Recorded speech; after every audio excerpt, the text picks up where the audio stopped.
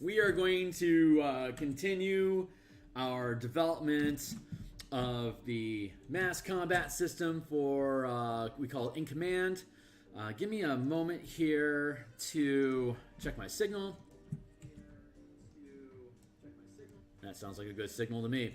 And then you can check down in the doobly-doo down below. You will find a link to my Twitter account, which I just posted to.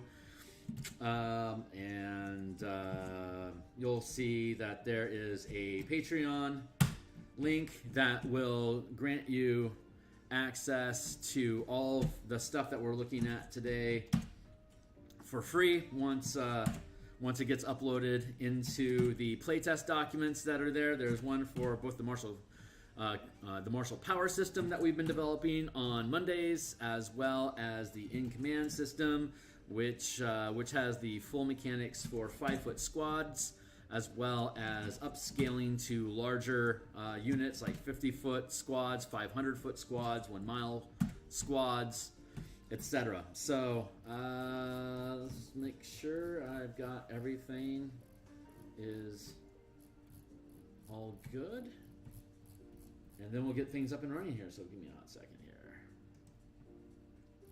Cool. All right, cool. So that's set. That's good. Also, down the link below is a link to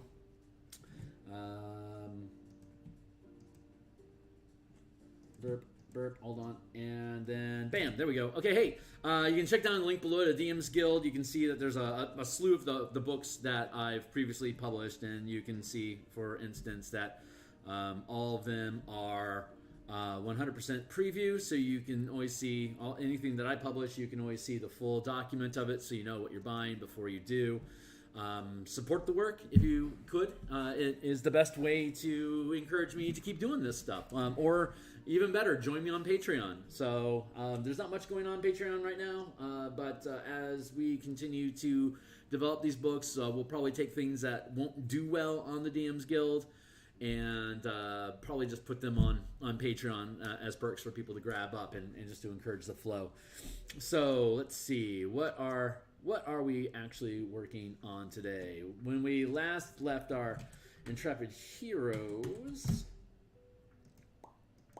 we were working on, let me get in here, and Descent into Avernus playtest content. So a couple sessions ago, we had built out Zariel's Flying Fortress to be a 500-foot. It's a 500-foot vehicle, which we were able to build out at the 500-foot scale, at the 50-foot scale, and the 5-foot scale using the maps that they already provided into Descent into Avernus.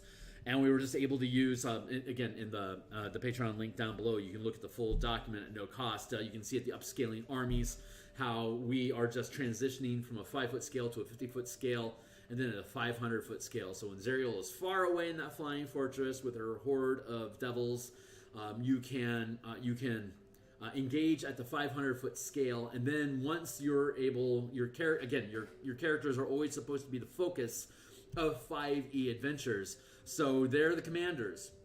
So when you have a large scale, at the 5-foot scale, you're dealing with one guy per square, 5-foot square, or like a large-sized creatures in a 2x2 square. At the 50-foot scale, you can cram up to 100 medium-sized creatures or 25 creatures into a 50-foot by 50-foot square.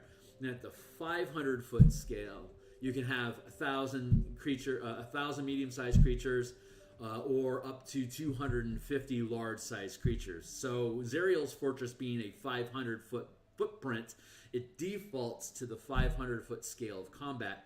You could then have 4 characters as their own commanders leading a squad of 1,000 medium-sized demons per square that they can control, or if you're panning out even more at the 500-foot scale, 500-foot scale, you can have 1,000 demons per square, or 250 if they're large-sized demons. And you can either have characters controlling separate armies to engage like they would at the 5-foot scale as individuals against a boss. In this case, that boss would be Zariel's Flying Fortress, and her minions would be squares filled with 1,000 devils each. So like her fortress, and then like maybe 4 goon squads would be like 4,000 demons plus the Flying Fortress, which would be basically the force of 1,000 demons itself.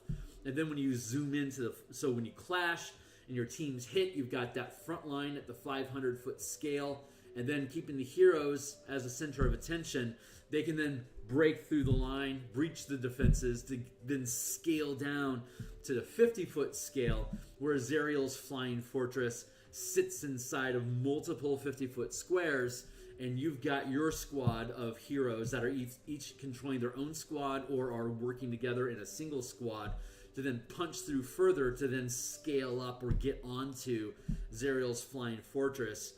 And once you get to the point where you've been able, it's described as being covered in demons and it's impossible to approach. Well, using this in command system, you could absolutely approach it. So once you start scaling it at the 50-foot scale, once you start climbing and getting onto it with all your enemy forces, and you're able to peel off the demons to actually get to the fortress, you can then start carving a hole in that ship and pull it open with your hundreds of demons.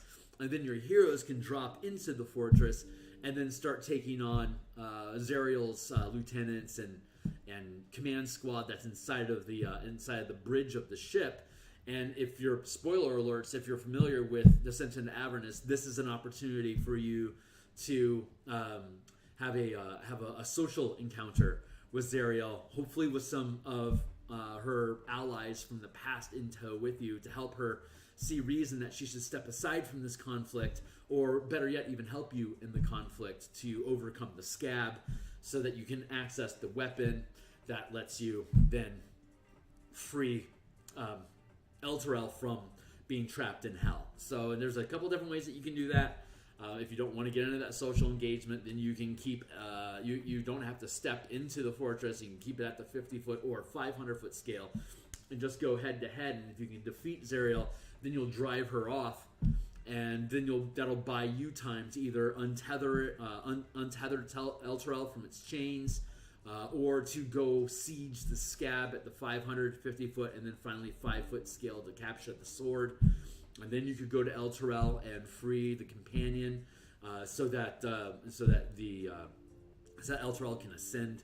Or again, you could then just directly attack the chains with your horde of demons to overtake the chains, free it, release it, and then you win that way as well. So we're creating alternate win conditions that don't rely on your characters to ask more powerful things to give you the solutions that you want. You can instead you can be in command of hell and build forces, gather allies together to create this demon army, so that you can start calling the shots in Avernus to get the resolution that you want. So right now, so that was just the basic Zariel conflict, but there's also we're in Elturel, we get off of Elturel, we bump into Infernal War Machine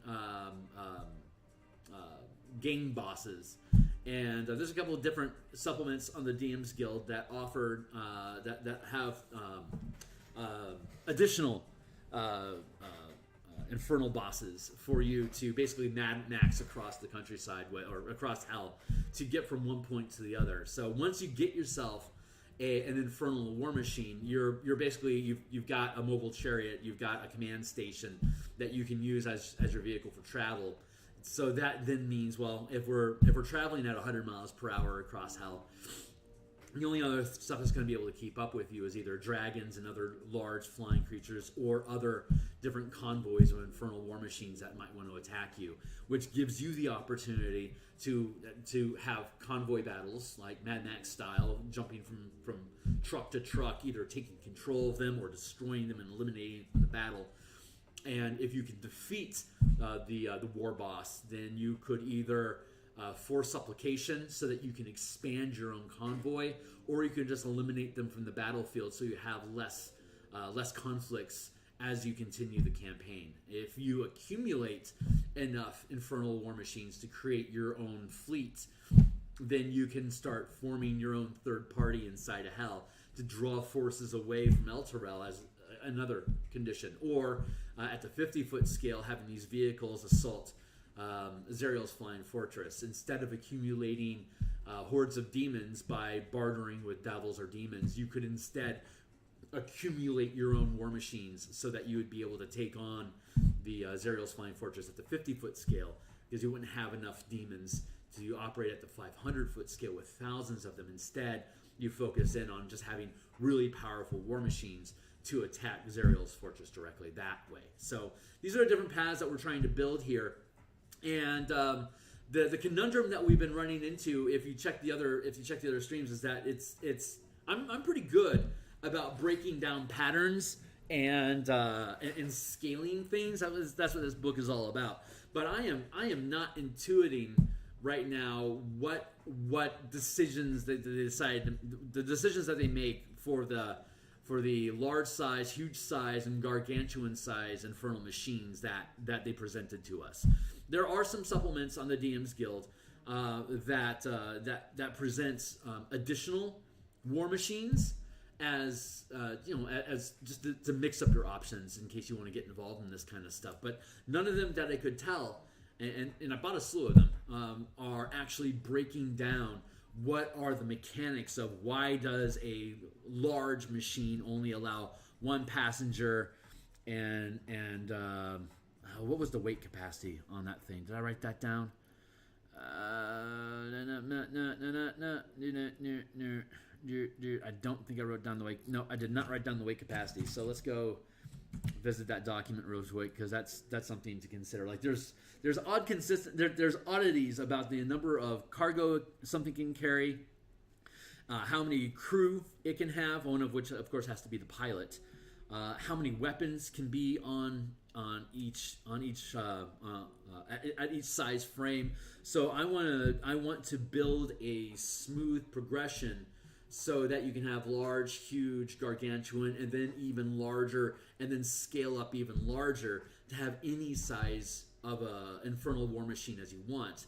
And then we would then be able to classify Zariel's Flying Fortress as an infernal war machine at the 500-foot scale. It's just a very high rank machine, as opposed to like first rank, second rank type of, like dretches and chain devils, or like first and second rank type creatures.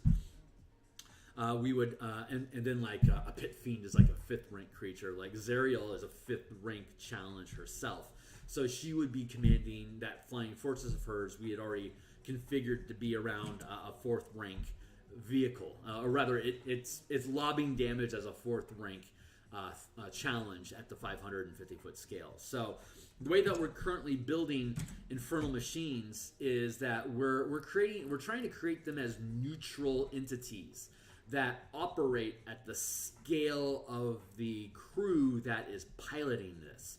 And we saw and we worked with similar mechanics here in the that's the wrong. That is not the document that I want to work in. Yeah, this is the playtest that you can see.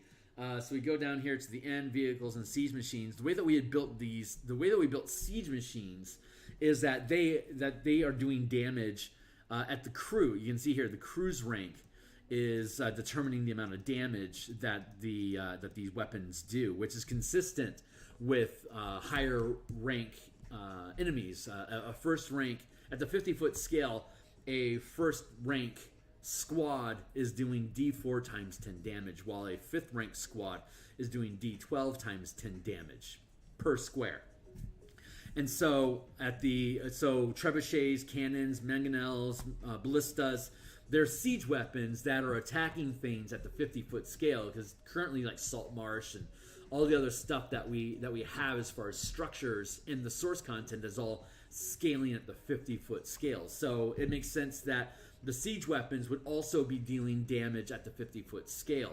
So the way that we have it configured here is that the minimum rank to be able to operate these machines, like if you want to have a competent crew that operates a trebuchet or a cannon, assuming that you allow cannons, this is the minimum rank that they have to be. And as we've discussed in I think it was the previous section, like you can train a crew of 1/8 CR guards to be skilled at siege machinery as a profession. And so if they only have a few months of doing that, they would be first rank. So as long as you train a crew, they can figure out how to work a ballista together, and then they could be doing that D4 times 10 damage. With more training and more time, they can train up on mangonels and get good at indirect fire targeting.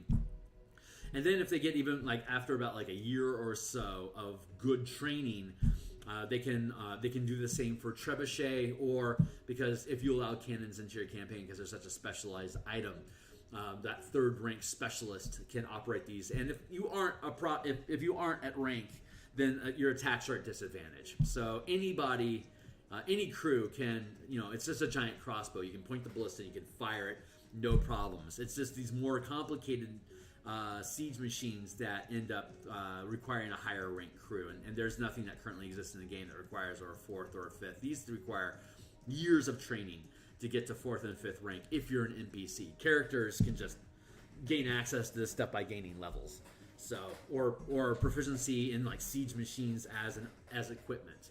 So that scaling exists already.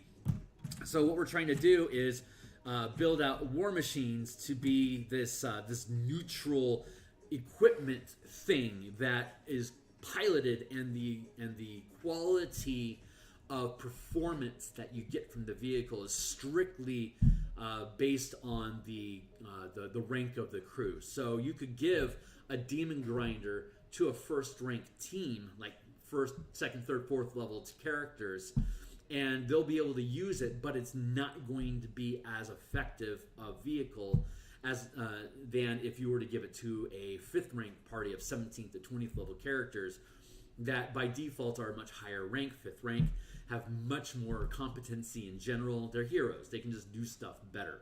So you can scale, you can have any type of vehicles available to any challenge rating. It's just those vehicles become a more significant threat, a greater challenge as you scale up in ranks to challenge your characters at higher levels. So that's the thought process behind it.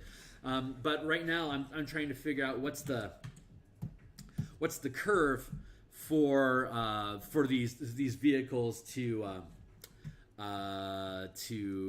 have. The word I'm looking for is carrying capacity, crew, stuff like that. So let's see. I'm just reacquainting myself. We were starting to look at weapon stations last time to see what kind of damage these things do. We locked down the piloting action economy, that there's an object interaction instead of a verbal command to make the vehicle go. You're piloting, so that's an object interaction, which you get one free for round. And then you have your own bonus action, and you have the pilot's actual standard action. So there's 3 actions, quote unquote, that a pilot can take, or a commander can take if the pilot is not the commander. The pilot subsumes underneath the commander's directions. If your characters, presumably you would have like a specialist, like an artificer, a rogue, bard probably, or maybe a fighter with like land vehicle proficiency would work as well. Would be the pilot of the vehicle, and then the rest of the team is hanging out as passengers or manning weapon and defense stations. So once we figure out the scaling on this, we'll be able to more easily look at how is everyone supposed to fit together. But like I discussed in the last time we visited Descent into Avernus, we had sussed out that the object interaction is your free action to pilot the thing, which like in most cases means that you can get 100 feet of movement out of it.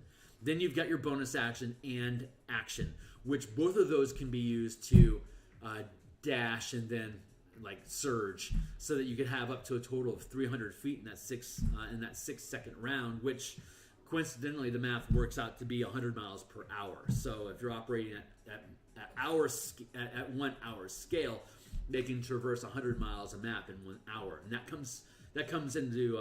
becomes relevant when you're doing convoy combat, when everyone's moving at 100 miles per hour and fighting with each other.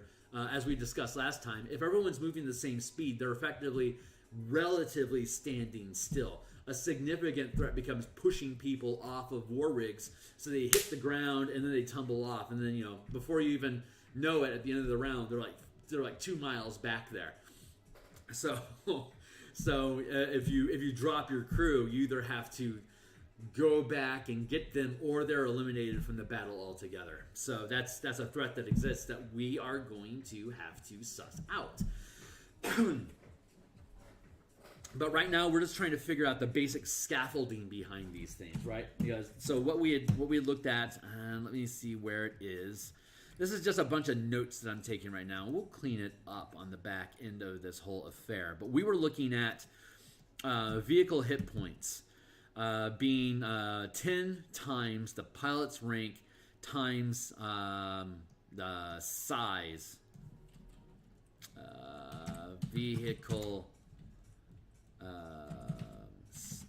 Vehicle size. And so like a 1x1 is a medium-sized vehicle, 2x2 is a large-sized vehicle like a Devil's Ride.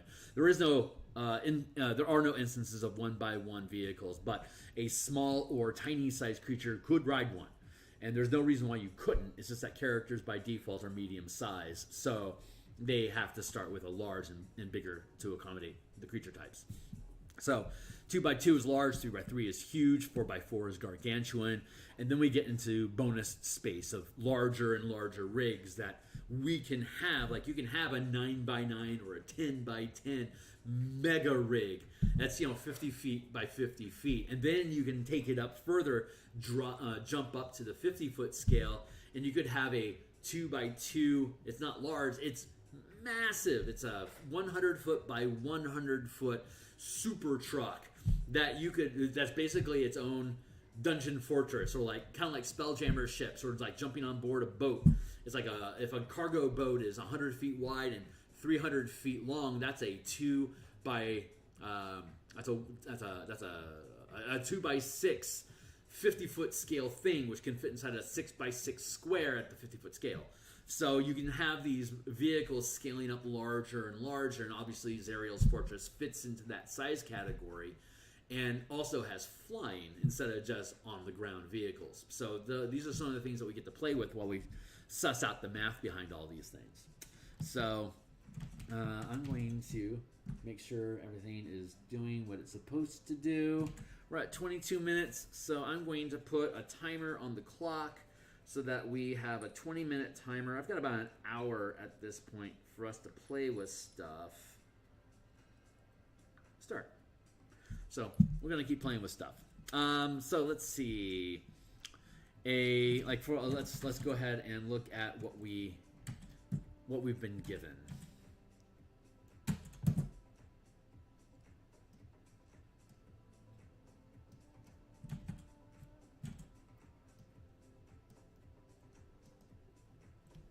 Devil's Ride, 500 pound. It's a 500-pound vehicle. It can hold up to 100 pounds and have the capacity of carrying one. I don't know how important it is to note the weight on things, but I'm sure there's a way to suss that out. So I'm just continuing with notes down here. D-Ride.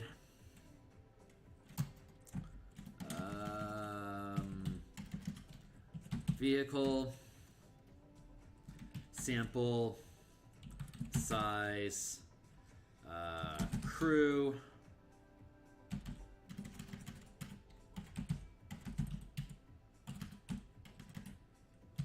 weight, crew, cargo. We'll do that. So, beep beep, Devil, Tormentor. What is that one? The other one is the Scavenger. And then Grinder is Gar, Lar, Hugs for Thugs. That's huge. Gargantuan, large. 500, 100. Let's see. Scavenger has 9,000 pounds.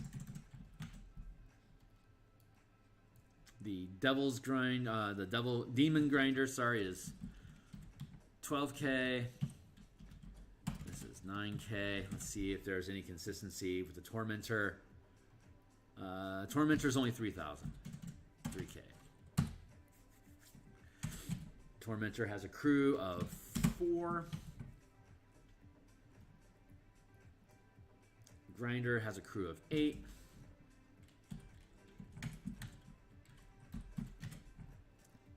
And the Scavenger also has a crew of 8. See, the inconsistency is weird.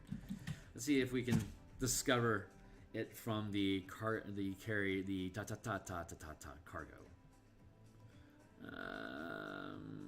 2 tons, 4K. Demon Grinder is cargo capacity 1 ton, 2K, and then the Tormentor cargo capacity is only 500.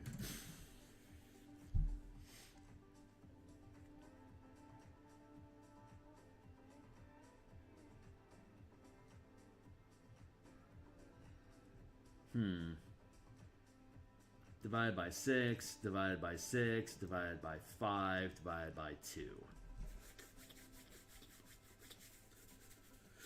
I can see why they only made 4 of these. It's I am not seeing the consistency. Let's go with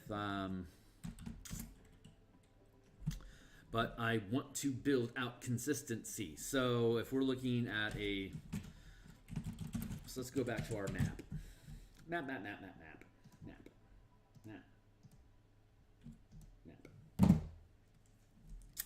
Let's see.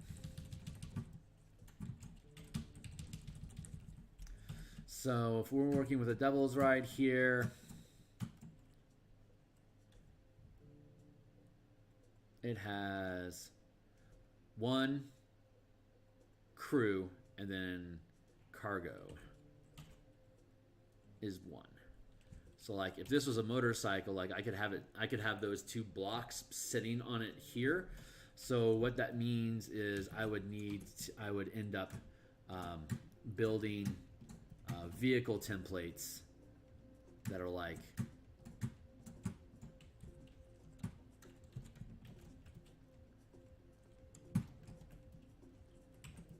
that look like this.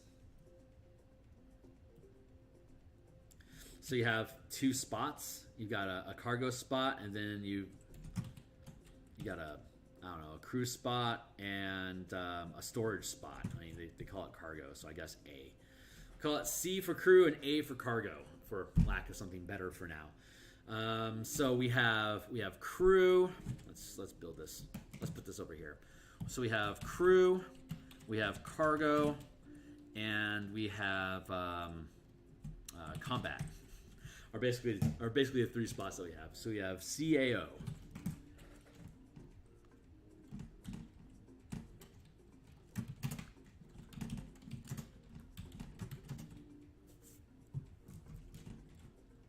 Crew, cargo, combat. Yeah. RAO. Let's just do it that way. So you got your crew spot. You have to have crew.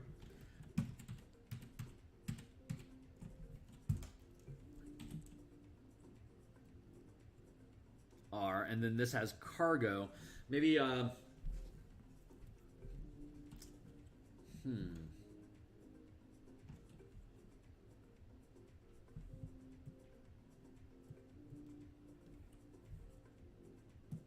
because you could theoretically have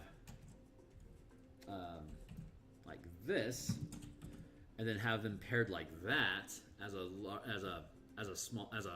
Well, we should probably have sensible limits, right? Because if we're doing a motorcycle, right? Delete.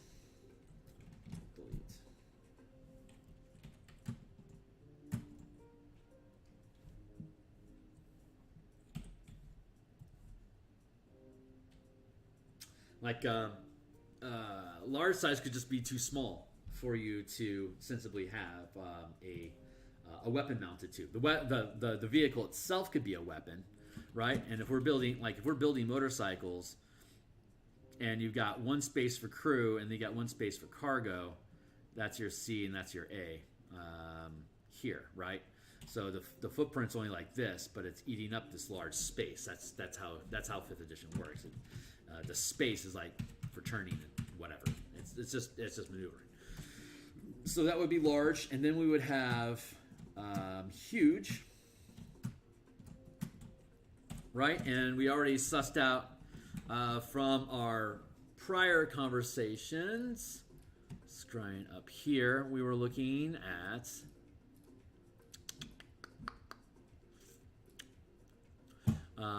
having a consistency in the patterning. So we were looking at translating this into 1, 4, and 4. Actually, I should leave that alone. So what I want to do is get to a point where each square represents either cargo or crew, and what's the consistent curve for scaling different size vehicles? What does each one of those squares mean?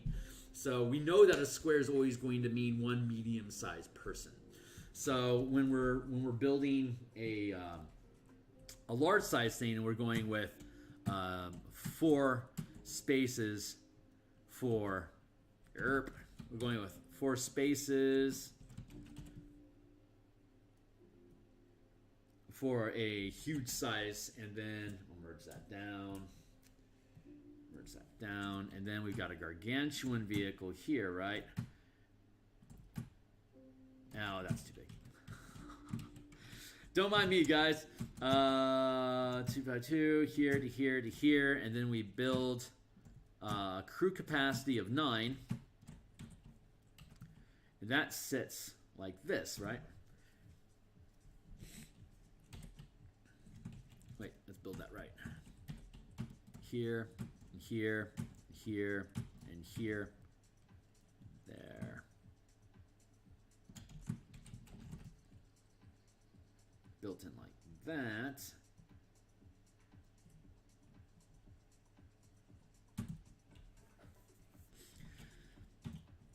So there's these back 4 here that could be used for stuff, right? So that's what we're trying to figure out. We got the 2 by 2 here, which leaves 1, 2, 3 spots open. We have the 1 by 1 here. We got the 2 by 2 here, which theoretically leaves 2 spots open. And then we got 3 here, and then we got 1, 2, 3, 4 here. So, and then we could potentially scale into a 5 by 5, which is going to have a 1, 2, 3, 4, right? 1, 2, 3, 1, 2, 3, to have potentially 16, and then have 1, 2, 3, 4, 5, right? So this is how we can see things scale up. This gargantuan could have maybe it's okay. I think I'm seeing a little bit of a pattern here. If there's 2 back spaces on this large size vehicle, that means, and it's listed as in 100-pound storage capacity, right? So there's 2 squares here divided by 2. That means 50 feet per square. So we can go with dev is size. We can go with vehicle size, weight, crew, cargo. Devil's Ride, large, and it has 100 feet, which is 50 per square, and it has a crew of 1. Oh, wait, its weight, largely irrelevant, 500 pounds, and it has 50 lb per. How does that go? 50 per size. And the size is 2 by 2, which is large, so it's 50 per size at the large size. So then let's look at huge, which is 3 to 9K, has a crew. We're standardizing the crew to 4. 3 to 9, that's fine.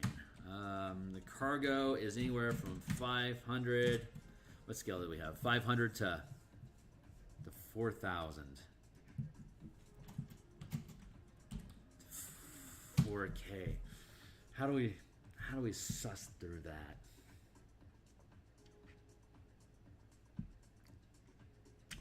Oh yeah. Okay. Well, let's look at weapons. 0. This is This is worthwhile. Let's go back to the... I don't think the scavenger has any weapons. No, it has a grappling claw. It has a helm, grappling claw. Yeesh, and 2 harpoon flingers. Wow, this thing just... has integrated and 2. The Tormentor, I don't think the Devil's Ride has any weapons. Wrecking, there, wrong one. Yeah, I can only juke, so it has no combat. 0, 0. And we got I for integrated, as in like the vehicle. 0, 0. The I for integrated, as in just like hitting you with it's good. So this has ranking that's integrated and 1. 2 integrated and 1. I and 1. While the grinder has let's see, integrated, and then 3. 2 eyes and 3.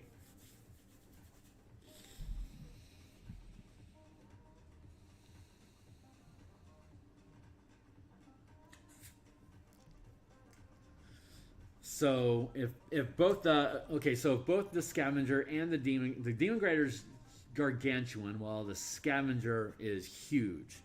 They have the same size. They have the same size capacity. They have the same size crew, but they have a different size cargo, and they have different amount of weapons.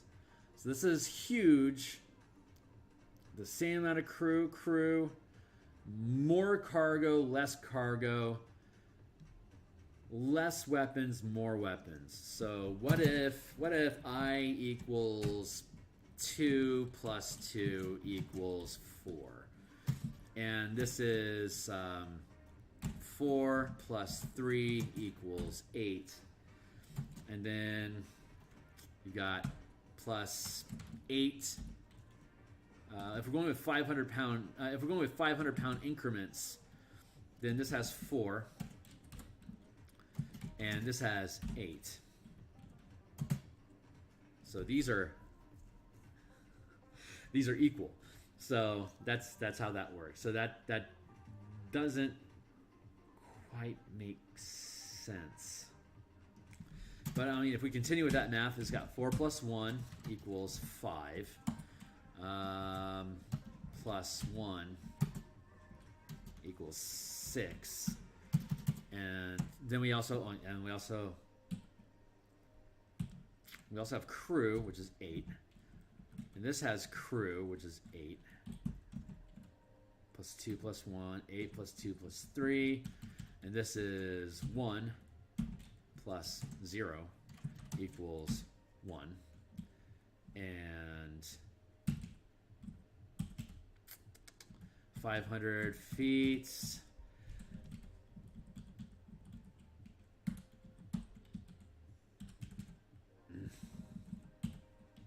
Equals 4 plus 4 plus 1 equals 9.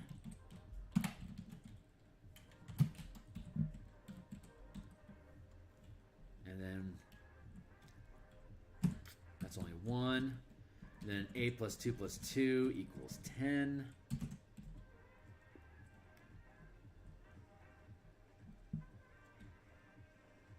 Two.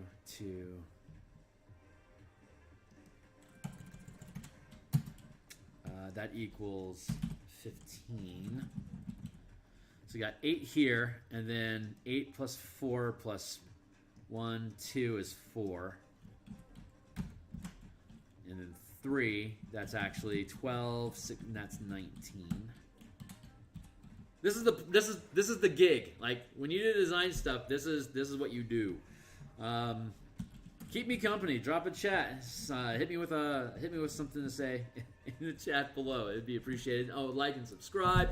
Check out my books; they're all for free. Jump onto my Patreon and check out the free downloads for you to do playtesting once the vehicles are more properly. The vehicle stuff that we looked at already is already here in the document. And once we have the rest of this stuff sussed out, we'll drop it in there for you to play with as well. So, and we'll eventually have the Descent into Avernus built out for you to play as well.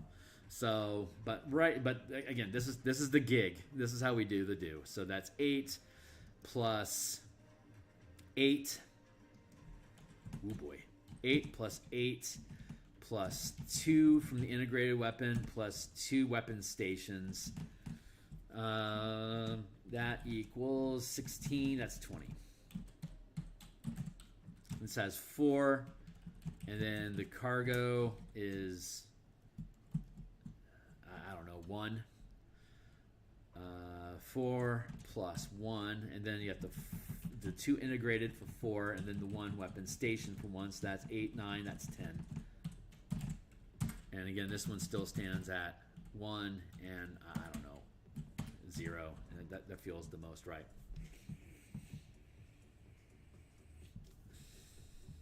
I do not.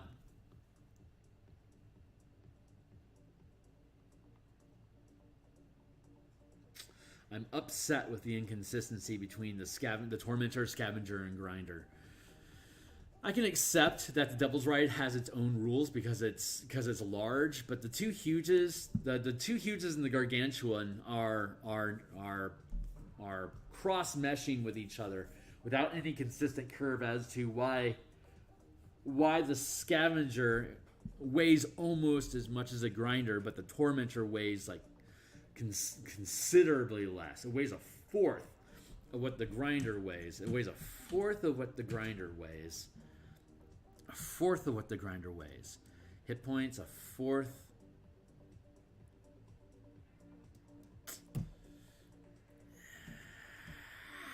It's almost a fourth more there.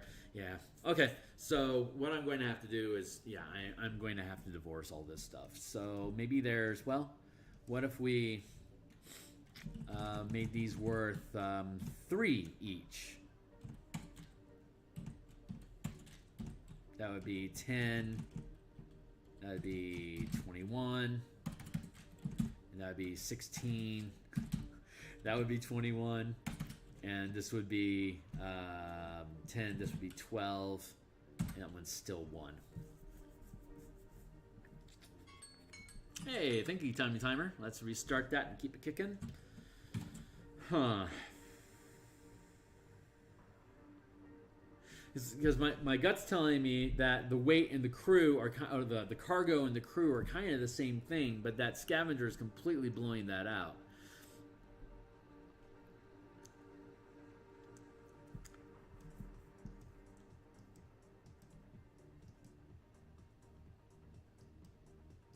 What if I just made what if I made the Scavenger bigger? What if I instead of letting the Scavenger be huge, I had the Scavenger be a 6x6? So it's like really big. Like it's huge. It could drag a Demon Grinder away. It's that big. That might make sense. Because if you're grappling stuff, so that it's like the Scavenger is supposed to grapple stuff, and then it drags it, right? So the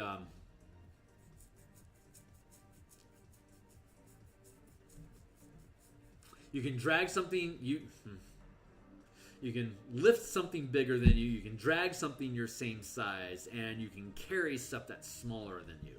So maybe as long as there's sufficient cargo space, like this is 5. Yeah, I think 500. That's.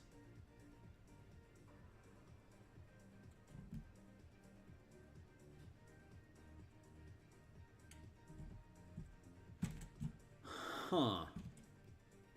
50 square here. And then 200 square here.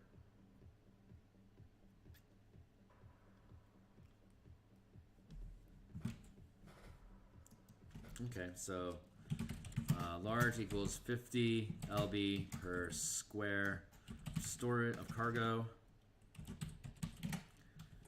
huge equals 200 lb per square cargo. Gargantuan equals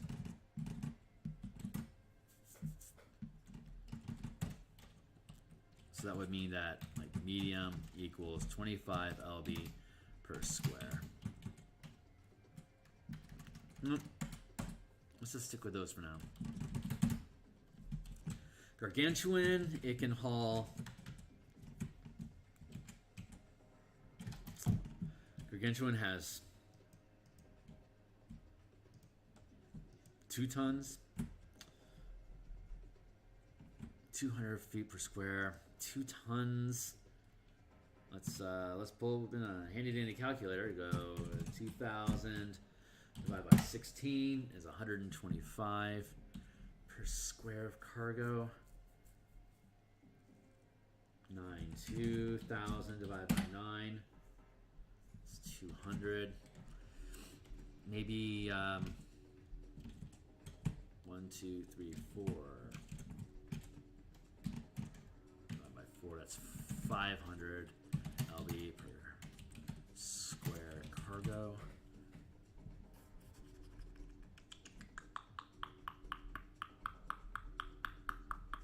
So large. Yeah. There's kind of, I mean, the math lines, it breaks down evenly-ish. Like the 500 out of 200. Huh.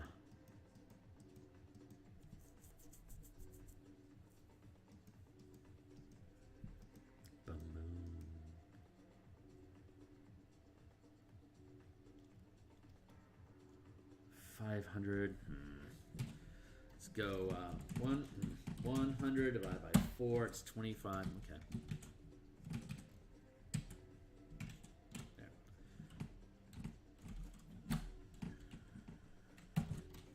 L H G.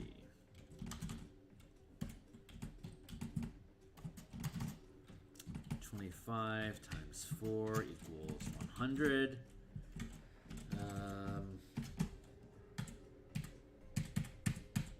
There's my face height. And here. So 500 divided by 9. 55. 50. Yeesh, still 50 pounds per square. That's.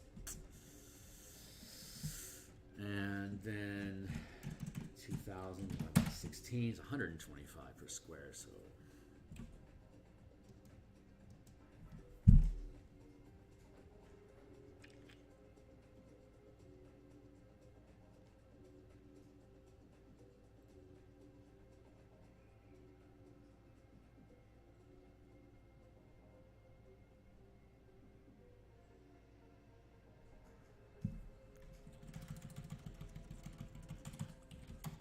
R square equals crew or 100 lb cargo.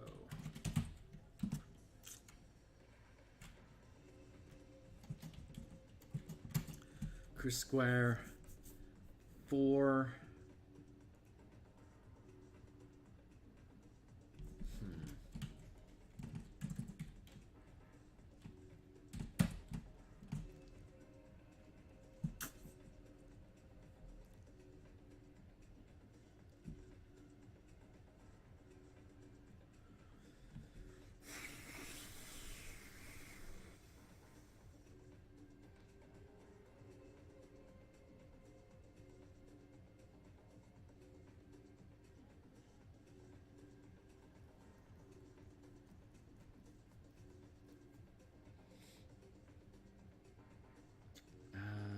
Let's see, there's 8.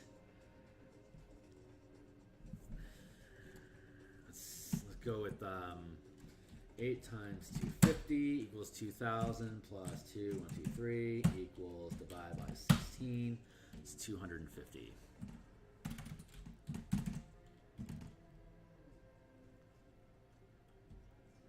So the gargantuan square equals 1 crew, or 250 cargo. 1 crew,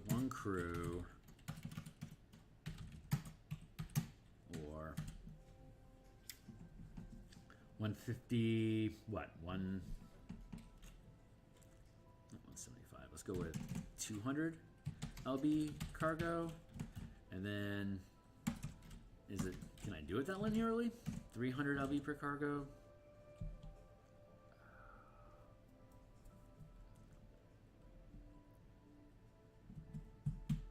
Large, huge, gargantuan.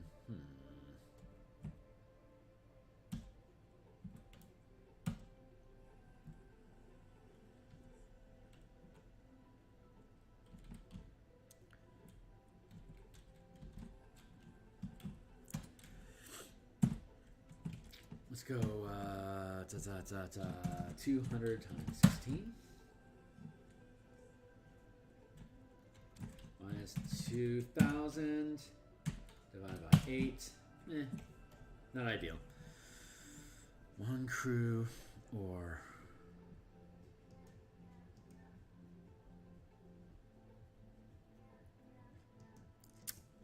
150.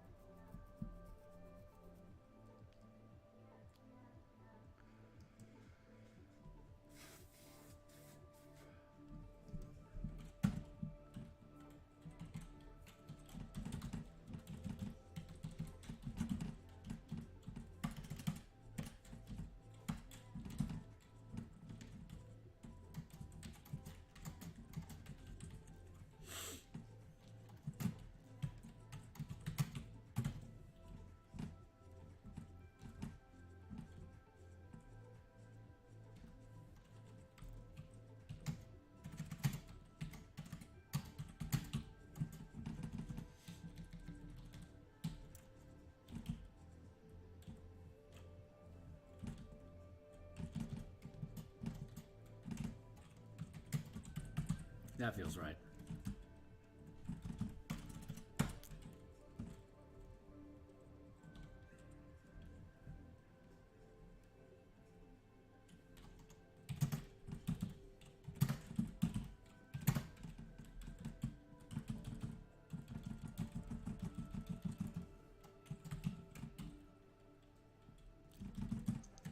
I like when stuff like that works out. 5 by 5, and then 6 by 6, 7 by 7, by 8, 9 by 9, 10 by 10.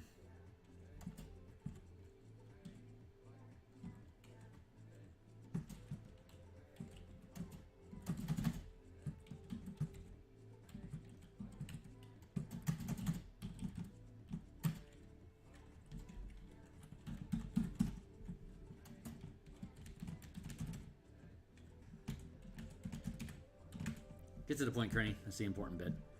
250, 300, 350, 400, 450, beep, beep, beep, beep, 500. Okay.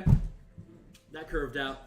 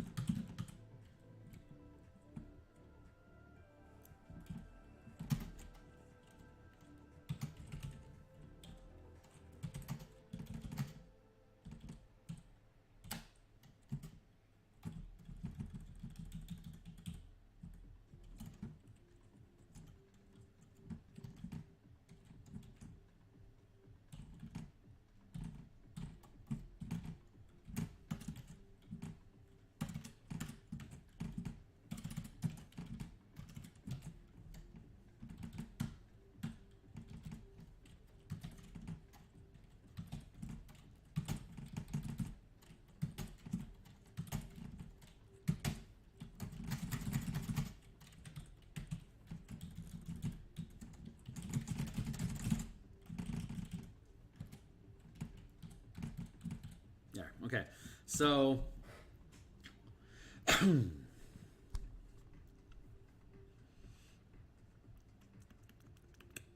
if we have a 2x2 Devil's Crew, it's going to have one medium guy and then 100 pounds. That's compliance. If we're looking at a 3x3 equals one medium, 3x3 square equals one medium crew or 150 pounds. So if I have the two together, let's go with see if this stuff susses out.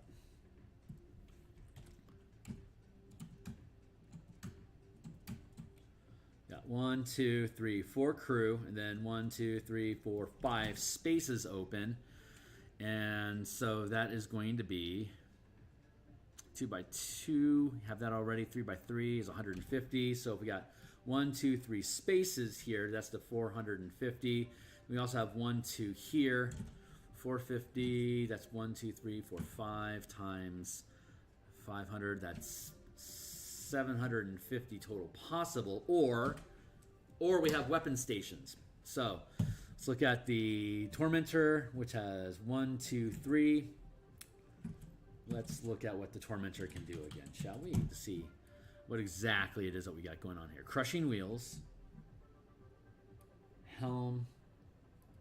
Raking Scythes. Technically, that grinder bit is only that. Does a Scavenger have grinder? Crushing Wheels. Yeah, it only has one integrated weapon, which is the Crushing Wheels. The Demon Grinder also has Crushing Wheels. Does the Tormentor have Crushing Wheels? Okay, they all have Crushing Wheels, which is basically if you're big, you can make things go smash. So that gets eliminated. The Scavenger doesn't have any integrated weapons other than that, but it does have a Grappling Claw. 3. That's 3. So that's 19. So that's 3. That's 3. That's 10. That's 18. Yeah, that Scavenger is still sitting neck and neck. 10. That's going to be 7. That's 9. It's funny that that lines up that way. It is funny that it lines up that way. Yeah, there's an inconsistency there, so we're not going to worry about that. It does have one integrated, 1 and 1. So the integrated weapons, maybe they're 2 each.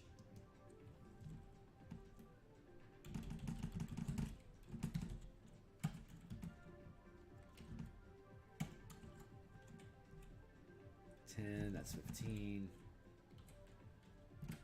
It's still 19. 6, 7, that's 8. 1, 8.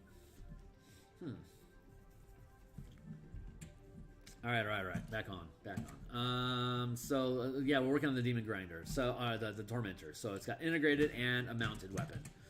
So if we go with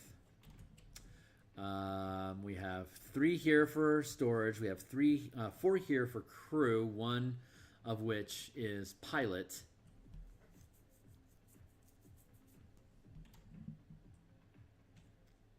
We got these 2 spaces open, so integrated weapon is 1, and so weapons are 1 each is basically what we're looking at. So let's see if that stays true here with the Demon Grinder. 1, 2, 3, 4, 1, 2, 3, 4, 1, 2, 3, 4, 1, 2, 3, 4. As a crew, up to 9. 1 has to be a pilot, and then 1, 2, 3, 1, 2, 3, 4 is 8. And then we've got the 4x4,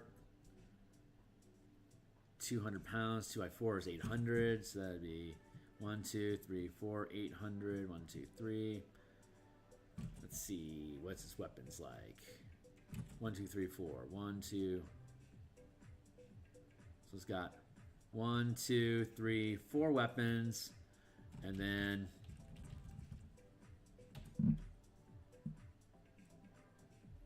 it's got those 3 spots open. Those 3 spots would be 150 pounds. No, 200 pounds. So that'd be 600 pounds plus 4 weapons. 2, 3, 4. 1, 2, 3, 4, 5, 6, 7, 8, 9, 10, 11 times 200, that's 2,200.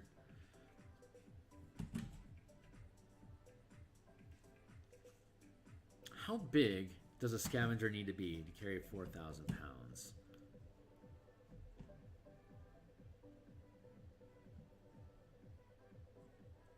Eight by 8. 4,000 5,000. That'd be 16. A 5x5. 1, 2, 3, 4. 1, 2, 3, 4. 1, 2, 3, 4. 1, 2, 3, 4.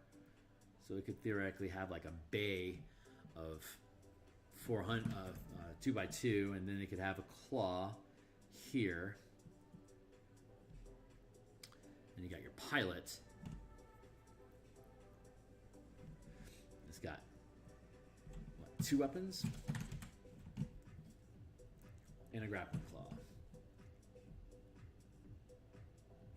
1, 2, 3.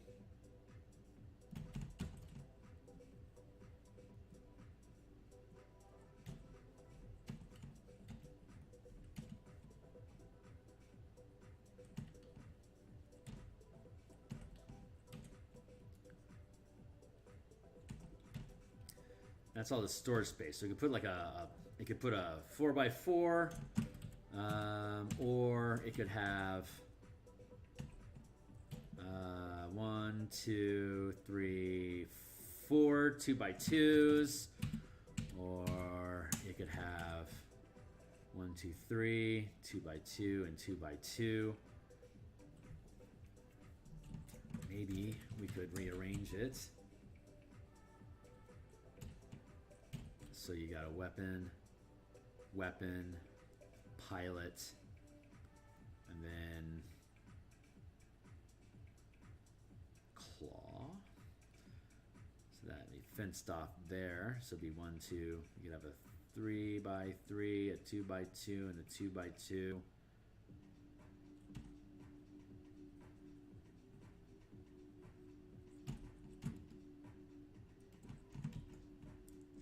We want to keep the 4x4 space open so we can pick up something big.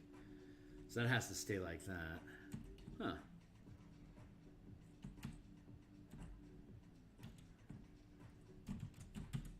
Pilot, weapon, claw. And then it has, what, 20 spaces open at the 5x5. 20 times 250. It's 5,000 pounds. That's nice.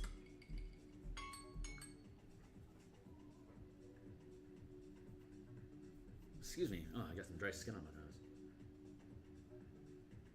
nose. All right. Let's see. I think that works. Like, okay, so the idea here is that we want to have a frame, a base frame that we can then customize to either carry people, carry weapons, or carry cargo. So, and then cargo can either be one square, like a 5-foot square area, like a demon grinder is a 4x4. So this 5x5 scavenger could put a 4x4 demon grinder on it, or a 3x3 tormentor on it, as well as a devil's ride and another devil's ride, and like some small or tiny sized kick ships, while still having gear. Or it could be you got this 5x5, and then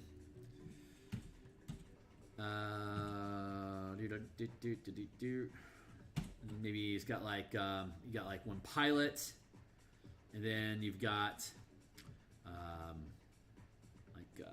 1, 2, 3, 4, 5, 6, 7, 8, 9 weapons. And then you've got enough space left over for a trebuchet to fit in a huge space. And then you got size for a ballista here. And then, like, say you got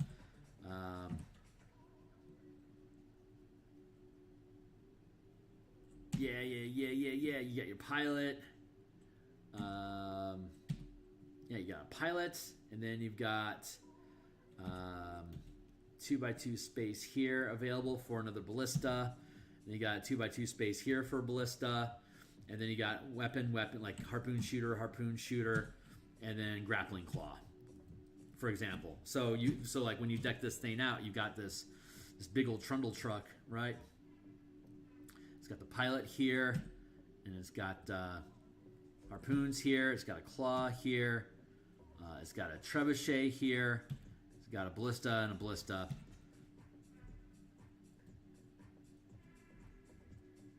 Something like that. I don't know. That's what we're trying to figure out. Like how can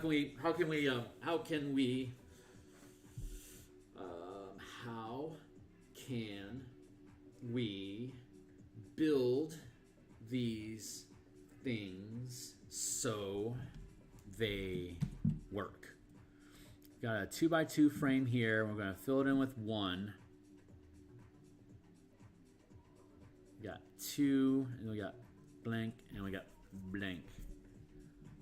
That would be half and half. That's 1, and half, that's 2.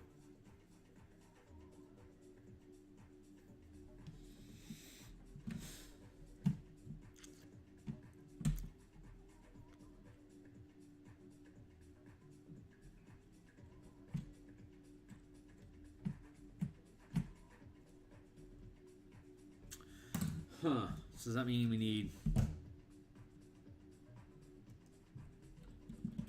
2x2 equals 2 squares? Equals 1 square? Equals 3? That doesn't make any sense.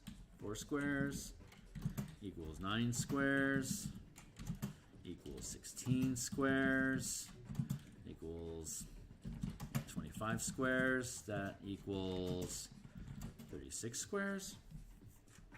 The thought here is that when you get the Devil's Ride, which is a motorcycle, right? But the motorcycle fits inside this 2x2 block, so it's kind of like it has these two little half gaps that don't really seem to have any actual space, which means that when we're building the rig, we have to build like a blank template. That then, like, this is your large size. So you have like your crew, and then you have your cargo. There you go. And there's no weapon, and there's no space for weapon ports. If it's a 2x2, and then if it's a 3x3, like we were looking at earlier, it's got that 4 space sitting inside here. So it's like this, and like this is all hang-off stuff that's like wasted aesthetic space, because this is where your actual functional area is, and that's not jiving.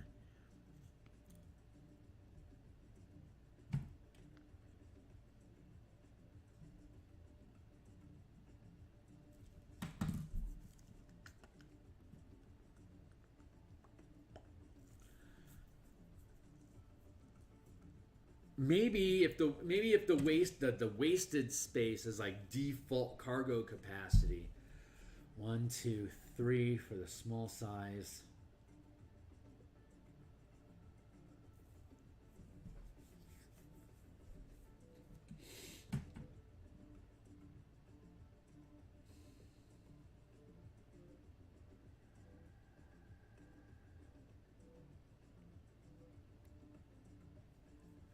See this? Okay, so we're looking at a half.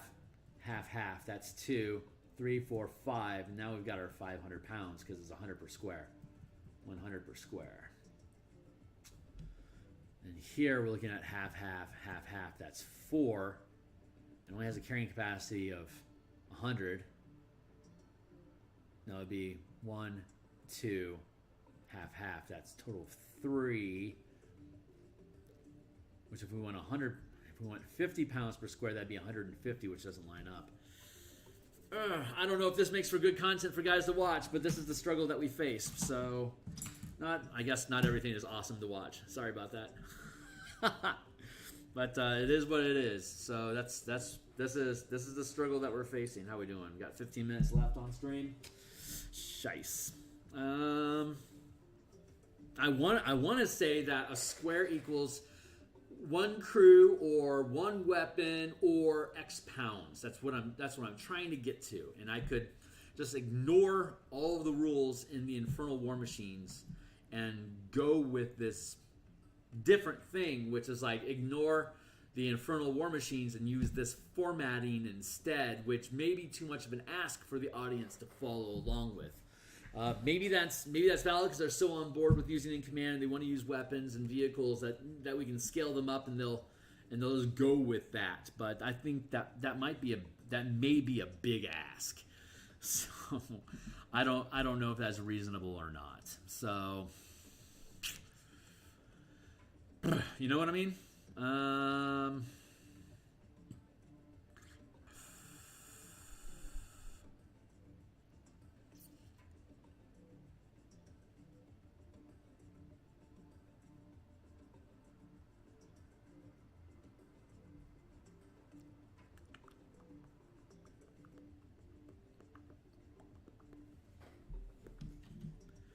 You know, if we get rid of the square aesthetics, you could.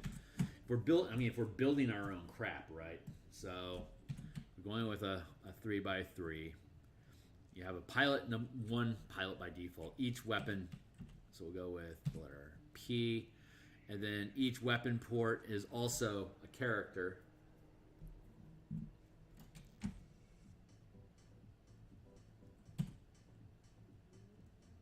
Like pilot, weapon.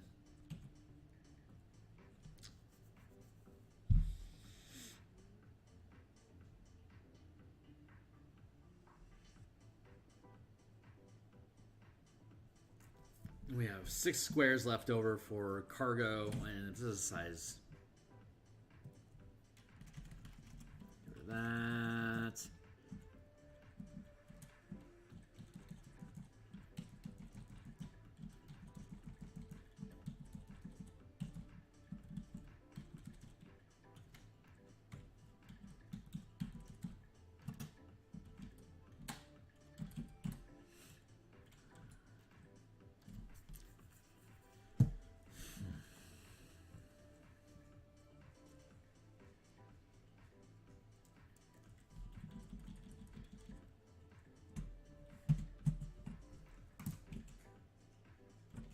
Yeah, because there's no reason why you wouldn't be able to have a medium-sized person space and then have a 5-foot scale weapon sitting inside of that space. And then if you want to have a larger scale weapon like the cannons, a cannon. Well, let's just skip talking about cannons because that's gunpowder, and gunpowder sucks. But trebuchets are 3x3, while ballistas and is that Mangonel? Mangonel, thank you. Yeah, I think that might be the way to do it. So like you could on this Tormentor, you could have a 3x3, so you could have a Mangonel or a let's just say ballista for fun of it. Weapon, and then you got 2 storage spaces. The storage size large, it's 150, 300 lb cargo. Or you could not have a Mangonel and have 6 squares that are dedicated to cargo, which is going to be 6 times 150. That's going to be 900 lb. There you go. Then if you get to the Demon Grinder,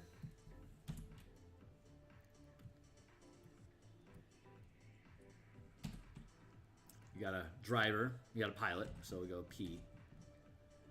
And let's put the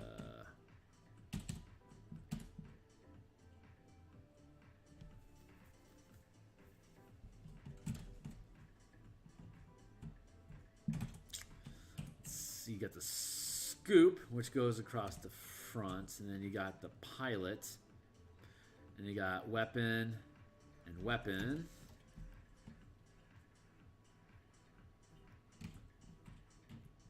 And weapon. And then 4x4 is 200 pounds. 1, 2, 3, 4, 5, 6, 7, 8. That's 1600 lb.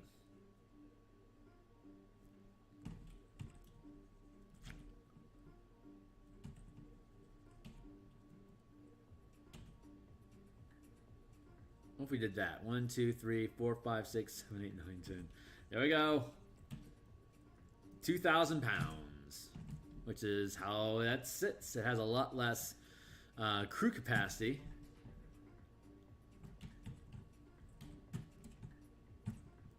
Well, 1, 2, 3, 4.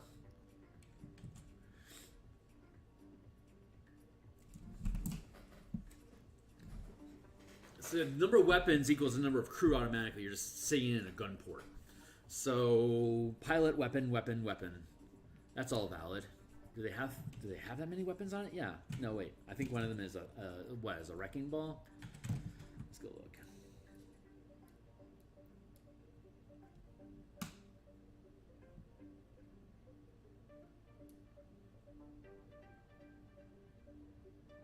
Chomper requires one crew and grants half cover. Helm requires one crew, one crew, one crew, one crew, one crew, one crew, 5 crew. 1, 2, 3, 4 pilot.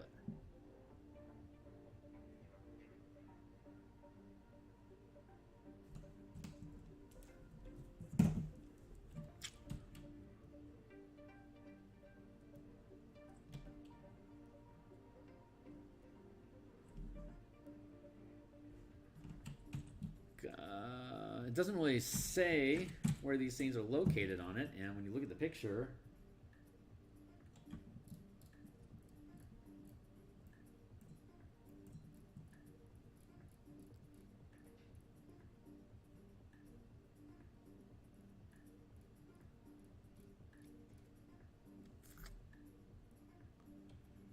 it doesn't really spell out for us how things do. It's got the thing on the back.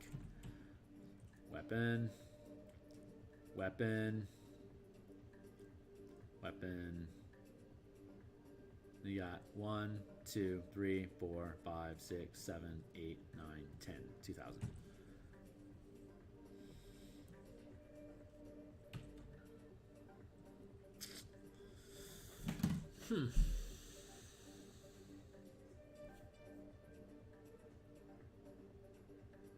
Are we content with that? Each weapon is 1 square. Let's see, how much damage is that chomper doing? Whew, that wrecking ball, that is a siege-sized weapon. Let's, 88, holy smasholi.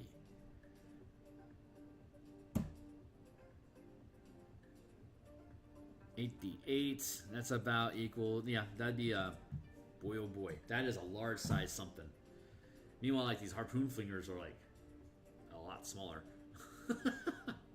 And the chomper is really big too. So that chomper 66, that's like that's a 2x2.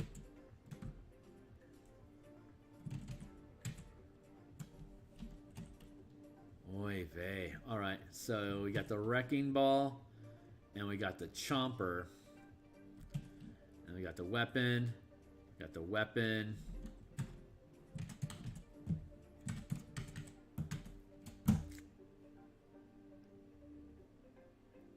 chomper, wrecking ball, weapon, and then pilot, helm, H.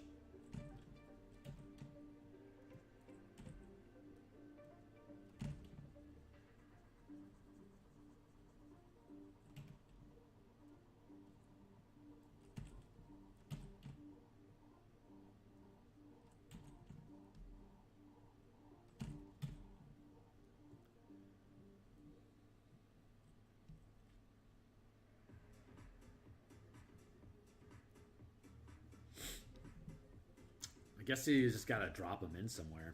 So that means that we have to classify, like, chomper is a large size weapon, and wrecking ball is also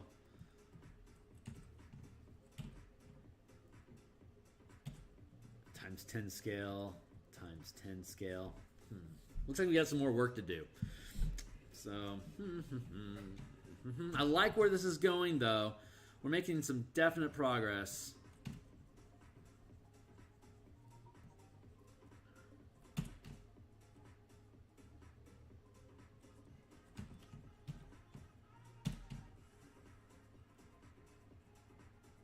Yeah, I mean, you could just deck this thing out with just nothing but weapons, and you would need to have the manpower to. You would need that. Yeah, you need to have that the crew to have 1, 2, 3, 4. You'd have to have 8 crew with your helmsman to be able to fire all 8 weapons. But then now you're just now we're folding back into the idea of a squad. of it wouldn't be 8 weapon attacks. It would be 1 attack from the whole from the whole wagon, and it would be 1, 2, 3 D, like harpoons are 8, so it would fling 3d8. So it looks like the harpoon are doing 2d8, right? So that means that they're second rank. That means they're second rank.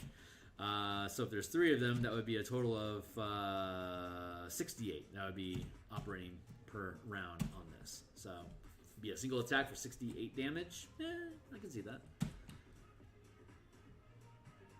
All right, I'm gonna have to burn some. I'm gonna have to burn some brain power on this, but this is. It'll be awesome when we figure it out. But we're still in the process of figuring it out. So yeah, stick around. Check it out. Monday we're going to do martial powers. We're going to be working on the artificer, and we will be back next week to see if we can make more progress on creating a smooth system for vehicle integration to scale it from a 5x5 square to a 500 by 500 foot flying fortress. So it looks like we're on the path to do that. We would have to make some compromises on how things are built differently from the Infernal Machines as listed in Descent into Avernus. But considering that they've only offered us 4 vehicles, maybe we can build something that's a little bit more intuitive. That we'll be able to have fun building out. So like, subscribe, check out the free content on the Patreon to see the playtesting stuff. That is going to go away once the playtesting is completed, while we go into transition of actually writing the thing out to stay compliant with the DMsGuild. I can't offer DMsGuild. I can't offer complete work on my Patreon as well as offering on the DMsGuild, but I'm just working with rough drafts right now, so you guys can look at the rough drafts that I'm working on, see if you like how it rolls. Certainly be welcome to drop me a line there. Hit me up in comments down here. Hit me on Patreon. Check out all my books. They're 100% free to view. And I'm going to go ahead and cut stream here. And we'll get back to it. And we'll get back to this and a lot of other stuff here moving up. I really appreciate y'all being with me. Thanks a lot.